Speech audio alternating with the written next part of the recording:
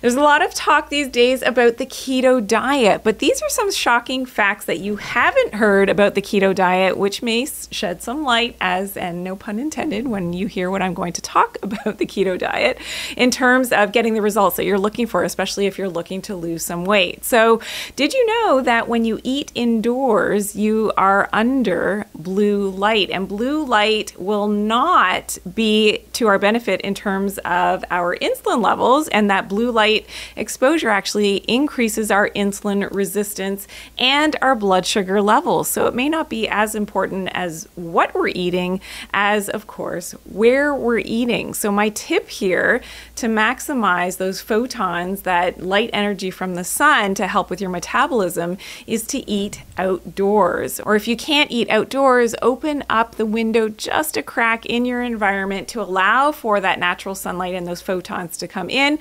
That natural sunlight will help to lower your blood sugar levels and help with your insulin secretion. Now, another thing to consider is when you eat your carbohydrates. So, and where you're eating your carbohydrates. So in another video, I talked about eating your carbohydrates towards the end of the day. Of course, not too late. We don't want to mess up our leptin signaling, but eating them at the end of the meal will be of benefit as well. Now, when you do enjoy your carbohydrates, maybe some alcohol, do it in the sunshine. Again, this is why a lot of people can get away with it. Think about going on a nice sunny vacation. Maybe you're drinking a few cocktails, you're eating a few more carbohydrates out in the sun. That's why you don't gain weight. And a lot of people actually lose weight when they go away. It's not just about being relaxed and less stress. It is all about that natural sunlight exposure. We also know that the sunlight depletes deuterium, and deuterium helps in terms of our own mitochondria and our cells in our body for our energy levels.